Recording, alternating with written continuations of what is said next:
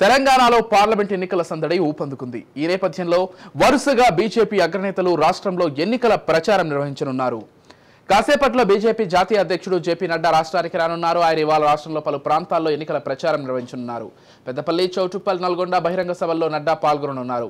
మరికొద్దిసేపట్లో పెద్దపల్లిలో మధ్యాహ్నం 1 గంటలకు సభలను, చౌటుప్పల్ సభలో నడ్డా అయితే పాల్గొననున్నారు. మధ్యాహ్నం 3 గంటలకు నల్గొండ బహిరంగ సభలో ప్రసంగించనున్నారు. నార్త్ ఇండియన్ పార్టీ అని చెప్పేసి బీజేపీ దక్షిణాదిలో పూర్తిగా ఫోకస్ చేసినట్టయితే మనకు అర్థమవుతుంది. అందులో తెలంగాణ అనేది చాలా కీలకంగా మారింది.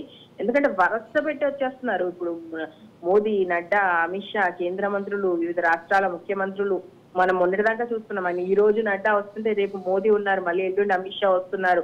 మీటింగ్స్ జరుగుతున్నాయి, బహిరంగ సభలు జరుగుతున్నాయి, రోడ్ షోలు జరుగుతున్నాయి. సో ఓవరాల్ గా ఏంటంటే ఖచ్చితంగా మనము 12 సీట్లు గెలిచి తీరాలి అనేటువంటి లక్ష్యంతో అయితే బీజేపీ పనిచేస్తుంది. 10 సీట్లు అయితే వాళ్ళ టార్గెట్ గా మనం తీసుకోవచ్చు. ఇక ఈ రోజు మీరన్నట్టు నడ్డా ప్రోగ్రామ్ చూసుకుంటే 11 గంటలకు పెద్దపల్లిలో పార్లమెంట్ పరిధిలో గోదావరి కనిలో ఒక సభ ఉంది. అదేవిధంగా మధ్యాహ్నం 12:30కు భువనగిరి చోటుప్పల్లో ఉంది. అదేవిధంగా మధ్యాహ్నం 3:30కి నల్గొండ బహిరంగ సభలో పాల్గొనబోతున్నారు. సో ఓవరాల్ గా చూసుకుంటే అయితే ఈ రోజు 3 బహిరంగ సభలు ఉన్నాయి. ఈవెన్ అమిత్ షా, నడ్డా వచ్చినప్పుడు కూడా, అమిత్ షా, మోదీ వచ్చినప్పుడు కూడా 2 బహిరంగ సభలు, ఒక రోడ్ షో, లేదా 2 బహిరంగ సభలు, ఒక మీటింగ్, లేదా 3 బహిరంగ సభలు, ఒక మీటింగ్, ఇలా ప్లాన్ చేశారు. మొన్న అమిత్ షా వచ్చినప్పుడు అయితే నైట్ మొత్తం ఇక్కడే ఉండిపోయారు. సో మొత్తానికైతే తెలంగాణకు సంబంధించి మాకు స్పెషల్ కాన్సన్ట్రేషన్ ఉంది. గెలిచి తీరాలి అనేటువంటి లక్ష్యం ఏ చిన్న పొరపాటు జరిగినా కూడా హైకమాండ్ నుంచి సీరియస్ వార్నింగ్ వస్తుంది. ఇక వీళ్ళే కాదు, బీజేపీ తమిళనాడు అధ్యక్షులు అన్నామలై కూడా ఈ రోజే రాబోతున్నారు.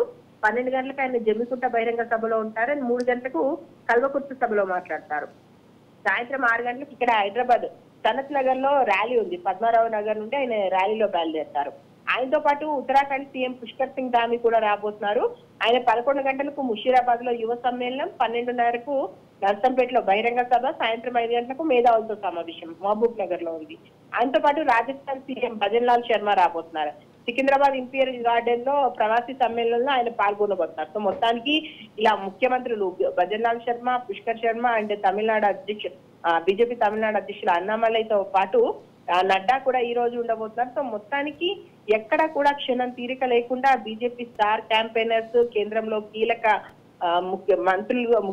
ముఖ్యమైనటువంటి నేతలుగా ఉన్న వాళ్ళు, కేంద్ర మంత్రులుగా ఉన్న వాళ్ళు, వివిధ రాష్ట్రాల్లో ముఖ్యమంత్రులుగా ఉన్న వాళ్ళు, మోదీ, అమిత్ షా, నడ్డా అందరూ కూడా తెలంగాణకు వస్తున్నారు. తెలంగాణలో ఎట్టి పరిస్థితుల్లోనూ ఒక్క ఓటు కూడా మనం చేజార్చుకోవద్దు. ఇంటింటికి తిరగాలి, బొట్టు పెట్టి మరీ మహిళను అడగండి.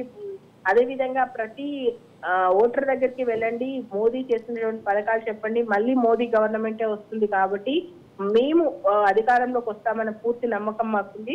మీరు కనుక మనకు ఓటేసి గెలిపిస్తే కేంద్రం నుంచి నిధులు ఎక్కువగా తెలంగాణకు తీసుకురాగలుగుతాం.